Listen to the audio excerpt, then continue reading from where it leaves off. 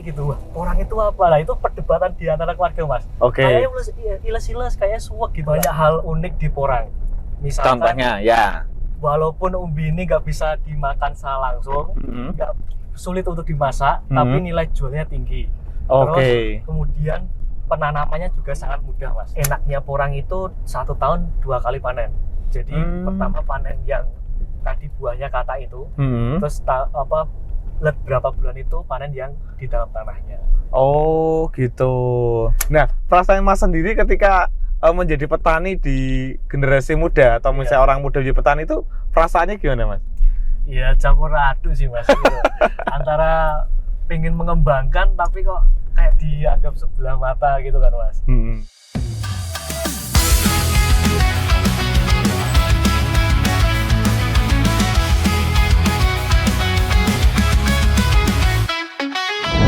Berjalan menyusuri jalan cerita, tokoh inspiratif dari Nusantara. Mobil melaju, cerita pun dimulai, roda berputar penuh badan besar. Jalan panjang penuh harmoni, surik cerita unik lokal, inspirasi kita.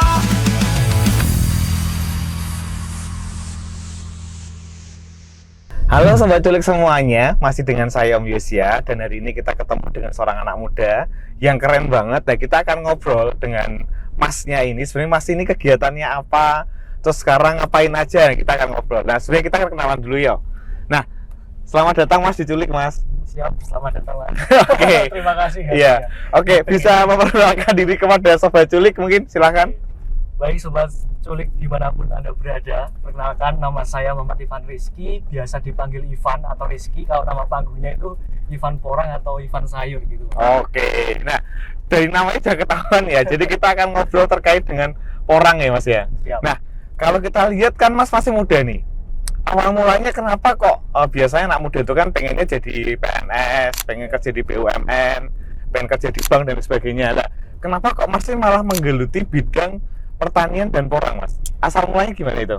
Kalau asal mulanya kan ceritanya panjang mas kalau diceritain. Oke. Kalau versi singkatnya aja. Versi singkatnya, jadi kalau saya kan lulusan S1 pertanian mas. Oke. Nah, jadi mau tidak mau juga melanjutkan ke bidang ini gitu. Tapi sebelum kuliah pun saya udah tertarik di dunia pertanian mas, termasuk porang ini. Jadi alasan saya mengambil pertanian ya karena porang, dan skripsi saya tentang porang juga mas. Oh gitu. Nah sebenarnya yang menarik tentang porang itu apa sih mas? Karena kan kalau kita ngomong soal pertanian ya kan banyak juga pertanian yang ke sayur-sayur ataupun ke buah-buah yang lain. Nah yang buat mas tertarik terkait dengan porang itu apa mas?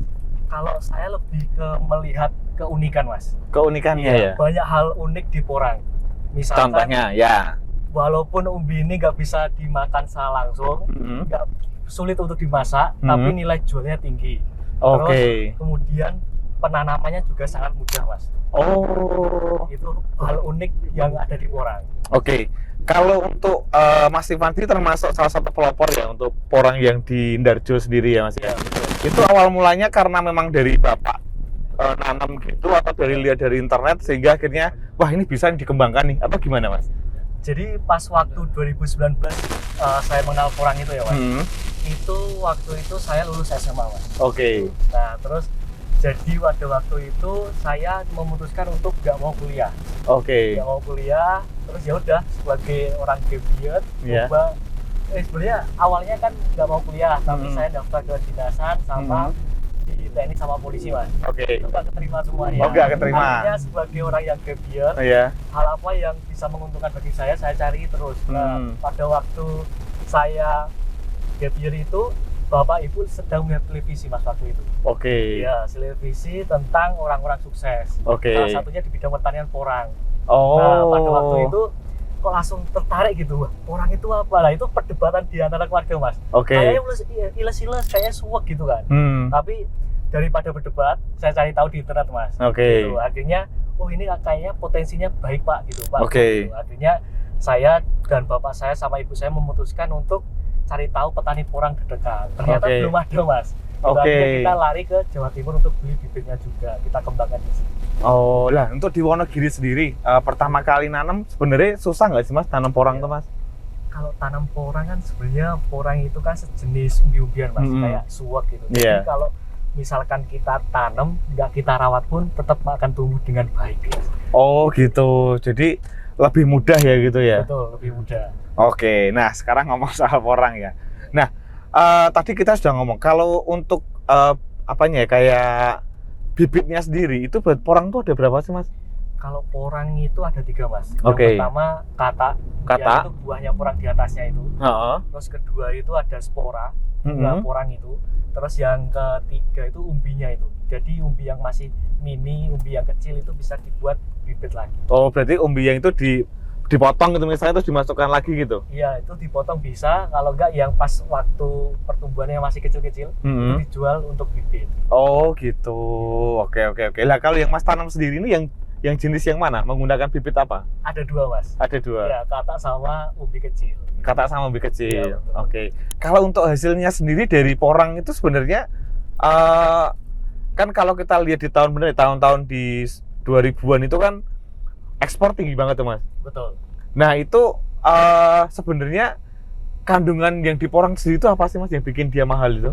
Oke, kalau porang itu kan ada kandungan yang namanya glukomanan itu Mas. Oke. Ya, nah itu yang dicari-cari banyak orang, dan di kandungannya porang itu terdapat untuk makanan sehat Mas. Gitu. Oh. Iya, jadi sekarang itu kayak kan era beda ya Mas. Iya betul. Ya, jadi kayak makanan sehat lebih ibaratnya diutamakan gitu. Iya. Salah satunya alternatifnya porang. Oh iya betul. Karena waktu dulu kan yang penting kan kenyang gitu ya. Betul. Sekarang bukan yang penting kenyang tapi yang penting sehat Iya, yang gitu penting ya. sehat.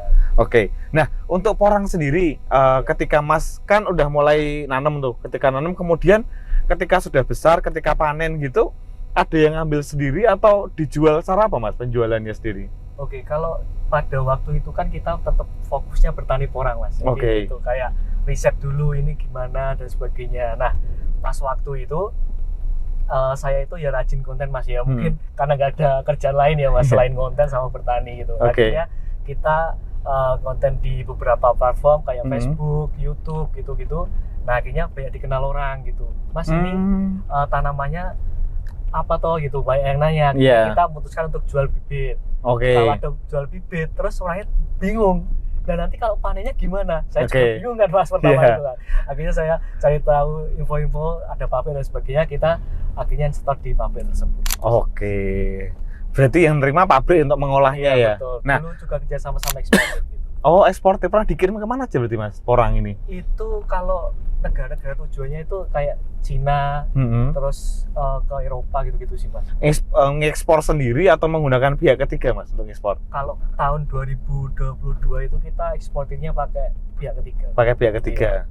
Oke. Nah, untuk harganya sendiri Mas, dulu kan sempat harga porang tuh karena tahu nilai jualnya tinggi, Betul. kemudian kan akhirnya kan banyak orang nanam tuh. Iya. Terus akhirnya harganya turun. Lah, sebenarnya kalau harga yang bagus buat petani itu berapa sih Mas? Kalau Pasarannya porang- sekarang? Kalau sejauh saya main porang di sini ya Mas, Iya. kalau amannya itu di 10.000 sih Mas. 10.000 ya? Iya, kalau bonusnya ini sekarang 13.000 itu hampir 13 itu sekarang. Oh, jadi sebenarnya masih ada keuntungan sekitar 3.000 tadi ya? Iya betul. Oke. Nah, banyak orang tuh kan mandang ya sebelah mata karena biasanya pertanian yang dikembangkan kan biasanya ke arah jagung, kemudian Ya. ke arah misalnya beras dan lain sebagainya. Betul. Nah, untuk porang sendiri sebenarnya butuh lahan besar nggak sih Mas untuk nanam porang itu? Tergantung orangnya sih Mas. Tergantung Iya, orangnya. kalau misalkan lahannya nggak luas, tapi Mhm. kita bisa memanfaatkan dengan optimal, juga hasilnya lebih bagus gitu. Oh, gitu. Kalau yang tempat Mas sendiri ini Iya. berapa Mas yang ditanamin? Itu lahan orang tua sih Mas. Oh, lahan Jadi, orang tua. Oke. Ya sekitar 1,5 1,5. hektar. Nah, dari 1,5 itu biasanya sekali panen itu berapa ton, Mas? Karena kami sistemnya nggak langsung bleng gitu ya Mas. Jadi Oh, ada yang kami panen tahun ini, ada yang kami susulkan tahun depannya gitu. Jadi rata-rata ya kurang lebih kemarin tuh sampai 6 ton ada. Kalau kecil-kecil ya 2 ton gitu-gitu sih Mas. Oh, Jadi gitu. kalau misalkan nggak kita panen raya, kita panen bibitnya itu Mas, kita jual gitu. Oh, gitu. Jadi nggak harus panen pas besarnya dimasukkan ke pabrik, nggak, tapi kalau Iya. segitu bisa dipanen Iya. panen dulu gitu ya. Betul.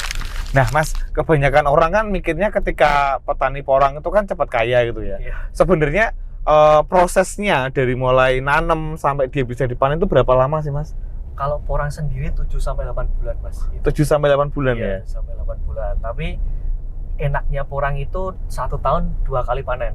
Jadi pertama panen yang tadi buahnya kata itu, terus berapa bulan itu panen yang di dalam tanahnya. Oh gitu. Berarti setahun panen 2 kali, yang kecil-kecil yang buat ditanam jadi bibit, kemudian ditanamnya lagi yang di dalamnya ya. Betul. Oke. Nah, kalau lihat dari geografisnya sendiri mas, sebenarnya butuh lahan khusus nggak sih mas untuk porang ini mas? Kalau porang sendiri itu ada 2 alternatif sih mas. Jadi ditumpang sarikan bisa. Ditumpang sarikan bisa, oke. Sama di lahan yang nggak ada pohonnya juga bisa. Gitu. Oke, perawatannya susah nggak mas? Kalau perawatannya kan itu sebenarnya kan porang dulu asalnya dari gunung ya mas. Oh gitu. Dibawa ke darat, itu daratan maksudnya yang lebih rendah. Itu kalau misalkan perawatannya, kalau misalkan lebih optimal itu dipakai pupuk mas. Gitu. Kalau misalkan cuma dibiarkan ya tumbuh tapi nggak maksimal. Oh gitu. Lah kalau yang di tempat mas sendiri itu dikasih pupuk atau dibiarkan aja? Dikasih pupuk dong mas. Pupuk apa mas biasanya mas kalau yang biasanya digunakan? Saya macam-macam sih mas. Jadi kayak misalkan dulu itu pernah pakai kotoran ayam yang difermentasi. Terus kami kan juga bapak punya kambing, yaitu juga dibuat pupuk. Tapi juga sama pupuk NPK gitu juga kami pakai gitu sih mas. Nah di sini kan tadi sempat dibahas ya. Ini salah satu hasil porang itu bisa dimanfaatkan sebagai ini beras ya mas ya? Iya itu beras porang gitu namanya mas. Oh beras porang. Iya. Lah ini beda banget sama beras kayak di tempat yang biasanya ya? Iya, lebih kecil-kecil gitu ya mas. Cara masaknya sama atau beda mas kalau untuk beras gini nih? Kalau itu sebenarnya simpel sih mas. Jadi kita tuangkan air panas, terus diaduk-aduk, terus ditutup, itu udah jadi. Oh, sederhana ya berarti ya? Sederhana mas. Nah kalau untuk mie mas, lah ini kan ternyata kan bisa dibuat mie juga ya untuk porang nih ya? Bisa dibuat mie. Ini gimana mas? Mas bikin sendiri mie-nya atau gimana prosesnya untuk dari tempat mie porang ini? Kalau ini kita ada UMKM di sini yang bisa buat mie sih mas. Oh gitu. Iya, dan delalah kok di lidah sama orang itu cocok gitu di Oh, kalau ini jenis mie rebus atau mie goreng nih mas? Kalau ini bumbunya mie goreng mas. Bumbunya mie goreng ya? Berarti ada UMKM Wonogiri yang bisa bikin mie ya mas ya? Ada mas gitu. Oh, itu berarti dari buahnya langsung distorkan atau diolah dulu jadi bubuk, jadi apa ya, tepung ya, baru diolah atau gimana mas? Itu diolah dulu dari tepung mas. Jadi kan Indonesia ada yang pabrik udah bisa mengolah tepung porang itu ya mas. Iya. Nah kita beli dari situ, kita storkan di UMKM tersebut, bisa dibuat jadi mie porang. Kalau untuk harga mas, harga porang sendiri, kalau yang di kayak beras gini nih, hitungannya per kilo atau per gram nih mas? Kalau itu per kilo mas, jadi 1 kilo itu 100 ribuan. Nah 1 kilo 100 ribu. Nah tuh lihat tuh Pak Culik tuh, 1 kilo kalau kita beli beras kan paling 15 ribuan ya, sekitar itu ya. Kalau dari porang sampai harganya? 100 ribuan. 100 ribuan. 150 gitu. Oh, oke. Nah ini nilai jualnya tinggi karena itu ya. Betul. Nah kalau untuk mie sendiri mas, mie yang porang model seperti ini mas, ini harga jualnya berapa mas? Ini kan masih proses untuk desain ya mas. Berarti ini masih mentahnya ini berarti ya? Mentahnya, nanti ada packagingnya lagi. Iya. Nah, kalau kita hitung-hitung itu 8.000 udah semua termasuk ya? Iya. Nah buat sobat culik semuanya yang minat bisnis porang bisa ya nanti ya. Siap. Nah untuk waktu mas, waktu yang cocok nanem porang itu sebenarnya kapan sih mas? Apakah ketika sebelum musim hujan atau gimana? Karena kan biasanya ya kalau kita nanamnya nggak tepat kan bisa jadi gagal panen gitu loh. Betul. Kalau porang sendiri itu unik mas. Nah uniknya itu tanamnya jangan sampai musim hujan. Nggak boleh musim hujan malahan. Sebelum musim hujan. Sebenarnya kalau musim hujan boleh, tapi nggak maksimal, nanti malah jadi busuk gitu. Oh. Gitu. Nah pas dulu itu 2019 ada cerita unik. Gimana ceritanya mas? Saya sama bapak saya kan itu tanam mas di bulan Agustus September kalau nggak salah. Iya. Itu kan masih panas-panasnya ya mas. Betul. Nah panas-panasnya kita bikin lubang gitu. Lah ada tetangga lewat. Terus yuk itu tanam apa gitu kan. Wis meneng wae bapak saya gitu. Wis meneng wae itu loh. Dibilang aneh mas. Aneh. Terus habis itu kan udah musim hujan. Akhirnya itu langsung kan tumbuh itu porangnya.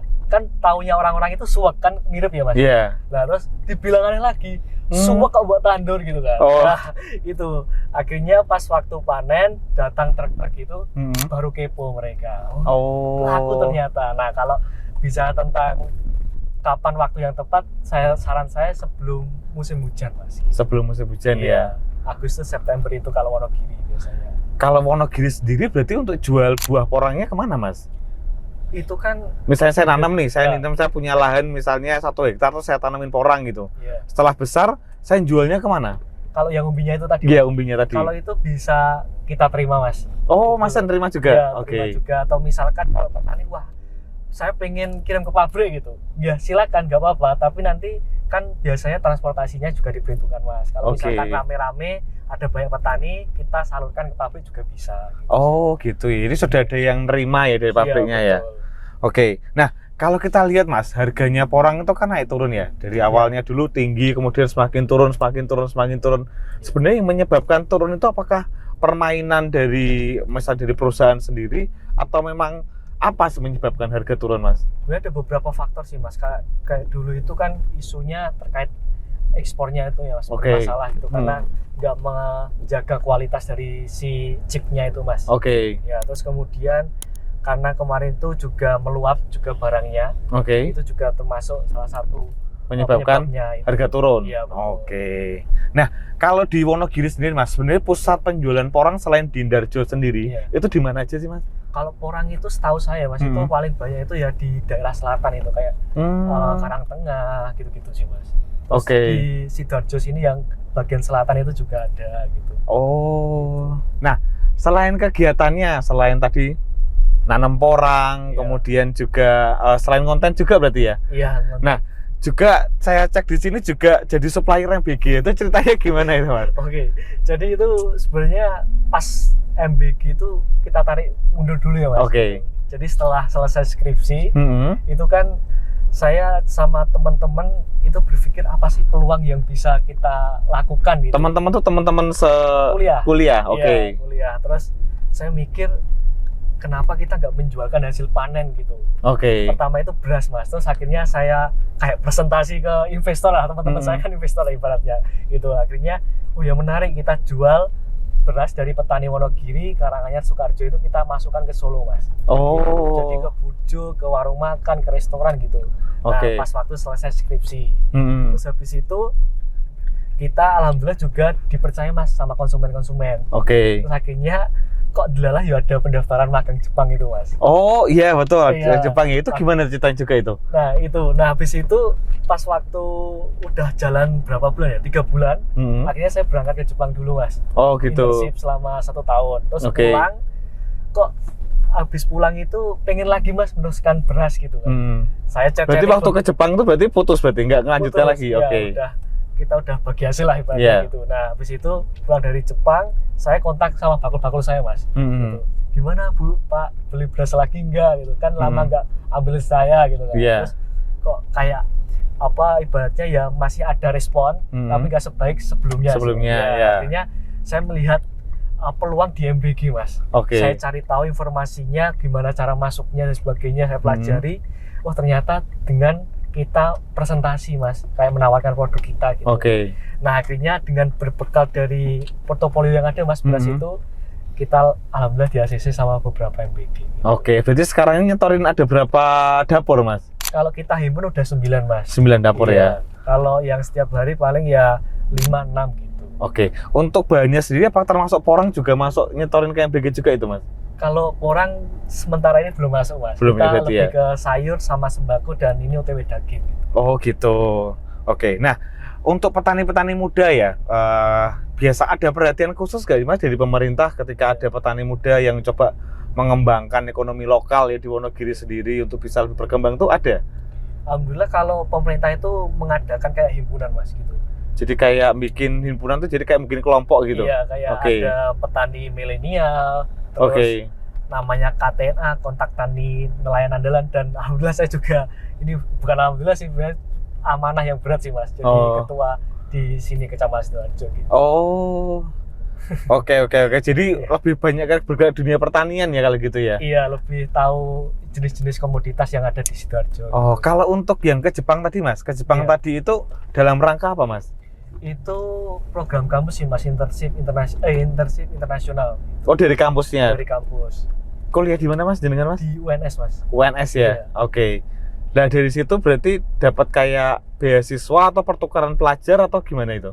Lebih tepatnya magang sih Mas. Magang ya. Ya, jadi di sana tetap kita ya seperti dilatih kerja ya kerja, Mm-hmm. terus sama mengenal budaya Jepang. Gitu. Oh, selama 1 tahun. Selama 1 tahun pas. Nah, itu untuk bahasanya gimana Mas? Kemarin itu kita difasilitasi les terlebih dahulu Mas selama 2 bulan. Oke. Terus akhirnya langsung berangkat gitu. Oh. Sampai sana juga masih bingung ini ngomong apa gitu. Kalau yang menarik, yang berkesan Iya. ketika ke Jepang sendiri ya, terutama di dunia pertanian sendiri ya. Kalau kita lihat kan pertanian kita sama Jepang kan berbeda ya. Iya. Yang menurut Mas yang paling berkesan apa waktu di sana? Tentang cara pengolahannya sih Mas. Cara pengolahannya ya. Iya, lebih ke sana itu kan kalau bos saya itu kan Mhm. emang udah skalanya besar ya Mas. Iya. Tapi kalau di sana itu orang-orang memanfaatkan benar-benar bidang pertanian Mas. Walaupun punya pekarangan sedikit itu ditanamin macam-macam sayur Mas. Nah itu seneng saya di situ. Oh, apa aja ditanam di sana Mas waktu di Ya, Jepang? Kayak brokoli, sayur mayur gitu. Jadi kayak orang itu mempertahankan kayak ketahanan pangannya itu ada Mas gitu di sana. Oh, gitu. Oke, Iya. oke. Berarti salah satu yang berkesan di sana itu ya. Iya. Nah, betul. di waktu ke Jepang itu berarti tetap di pertanian juga di sana Di kan? pertanian jamur Mas. Apa? Oh, jamur. Iya. Oh. Jamur shiitake sama kikurage. Kikurage jamur apa itu? Kuping Mas. Oh, jamur kuping. Ya, kalau shiitake itu yang di ramen-ramen itu Mas. Yang dipotongin. Iya, itu. Oh. Betul. Nah, kalau untuk jamur itu sendiri di Wonogiri bisa dikembangkan nggak sih Mas sebenarnya? Kalau shiitake itu sebenarnya bisa sih Mas. Soalnya juga bakloknya hampir sama sih Mas. Tapi cuma kurang mengenal sih mungkin masyarakatnya di sini gitu. Oh, oke. Karena kurang mengenal jadi permintaannya juga rendah gitu Iya, ya. masih rendah gitu. Oke, gimana Mas rasanya jadi petani muda Mas? Karena kan biasanya kan kerjamu apa? Wah, petani kan Iya. biasanya dianggap remeh kan kalau ketika ngumpul-ngumpul lagi ngopi gitu kan. Nah, perasaan Mas sendiri ketika menjadi petani di generasi muda atau misalnya orang muda jadi petani itu perasaannya gimana Mas? Iya, campur aduk sih Mas gitu. Antara pengen mengembangkan tapi kok kayak dianggap sebelah mata gitu kan Mas. Nah sebenarnya kan kalau saya lebih ke enjoy sih sekarang Mas. Jadi Oke. menikmati kalau selagi ada hasilnya dan selagi manusia masih butuh makan, kenapa enggak gitu. Diteruskan. Oh, Gitu. oke. Karena kan dilihatnya kan nggak keren gitu kan. Iya. Tapi padahal ketahanan pangan tuh bagus juga ke depannya kan. Karena Betul. memang ya selama manusia masih butuh makan, Iya. harusnya tetap jalan terus Iya, gitu. tetap eksis. Iya. Nah, selain porang Mas, tadi sempat juga ngomong terkait dengan sayuran juga kan. Betul. Berarti sayuran yang ditanam apa Mas? Atau hanya memanfaatkan yang di daerah Darjo sendiri? Kalau sayuran untuk MBG itu Mas. Iya, heeh. Kalau kami itu belinya di beberapa petani Mas gitu. Oke. Ya, kan kami misalkan di kayak Bulukerto itu kan juga ada petani Mas. Iya. Nah, gitu bisa kita himpun untuk hasil panennya, kita setorkan. Terus kalau lebih seringnya ke ya daerah Karanganyar, terus ke Oh. Magelang gitu-gitu sih Mas. Mas nyetornya ke tempat-tempat yang jauh. Iya. Oh. Gitu. betul. Oke. Nah, ketika di Jepang Mas, lanjut tadi soal pertanian tadi ya. Sebenarnya petani kita itu yang perlu dipelajari dari petani Jepang tuh apanya sih Mas sebenarnya Mas? Kalau petani yang bisa kita pelajari itu adalah keuletannya Mas. Uletan ya? Iya, keuletan sama nggak mengenal rasa capek. Kalau di sini kan panas sedikit ngeluh Iya. gitu, terus gagal panen ngeluh gitu kan. Tapi kan kalau kita misalkan udah tahu ilmunya, belajar, ya kita bisa memaksimalkan pertanian yang ada di Indonesia gitu sih Mas. Jadi kayak saya lihat di Jepang itu orang tua itu masih rajin bertani, semangatnya masih ada, dan saya minder pas waktu di sana gitu. Kok semangat banget gitu ya. Akhirnya ya termotivasi untuk lebih semangat. Gitu. Oh, umur berapa tetap jalankan pertanian gitu Mas waktu di Jepang? Di sana itu rata-rata kalau teman saya waktu kerja ya Mas, itu kan ya mbah-mbah itu kan. Oh. 70 tahun gitu. Masih nanam gitu ya? Ya masih nanam, terus bertani sama kerja juga. Kerja ke sana namanya paruh waktu Mas. Oh, kerja paruh waktu di sana ya. Oke, jadi di sana salah satunya berarti petani Indonesia itu termasuk nggak boleh apa ya untuk bisa berkembang, nggak boleh malas gitu, harus belajar dari Jepang tadi ya, ulet sekali gitu ya. Kalau ada teknologi baru misalkan apa ya pelajari gitu. Oke. Nah, sekarang terakhir nih buat ngobrol-ngobrol nih. Pesan untuk generasi muda kan bisa jadi nih Mas. Iya. Banyak juga orang model Mas yang masih muda, terus kemudian dibilang pertanian, dibilang udik, dibilang deso sama orang-orang gitu kan. Nah, pesan-pesannya Mas untuk buat teman-teman generasi muda ya, karena kan menurutku ya nggak apa-apa bergerak pertanian, peternakan tuh nggak masalah gitu loh, karena itu peluangnya besar. Nah, mungkin ada pesan-pesan buat teman-teman generasi muda. Oke. Monggo silahkan. Kalau pesan-pesan dari saya untuk generasi muda semuanya ya, dimanapun Anda berada, jangan malu jadi petani. Petani itu hebat, petani itu merupakan pahlawan bagi semua orang, karena semua orang itu butuh makan, dan selagi manusia masih ada, sektor pertanian senantiasa dibutuhkan. Wes, nah itu. Nah, buat generasi muda jangan takut ya, sama kayak Mas Ivan tadi ya. Jadi percayalah, pertanian itu menghasilkan luar biasa banget, dan memang di Indonesia sendiri juga dianjurkan untuk ketahanan pangan ya. Betul. Salah satunya kalau buat teman-teman misalnya punya tanah lahan kosong, kalau untuk pertanian misalnya ya kayak di lahan di rumah gitu, bagusnya ditanamin apa Mas kalau di Indonesia? Sebenarnya selagi masih ada tanah apapun jadi Mas. Oh gitu ya, bisa Betul, ya. betul. Oh iya Mas, ini ada kenang-kenangan, ini ada jersey culik dari Regar Sport, nanti bisa digunakan. Terima kasih sekali sudah menjadi narasumber di Siap, Culik. Terima kasih banyak Mas, ini saya Iya, terima ini Mas. siap. Oke, gitu dulu Sahabat Culik. Nantikan channel Culik juga akan ketemu dengan orang-orang yang luar biasa menginspirasi lagi. Pastikan teman-teman juga like, komen, juga subscribe ya. Dadah!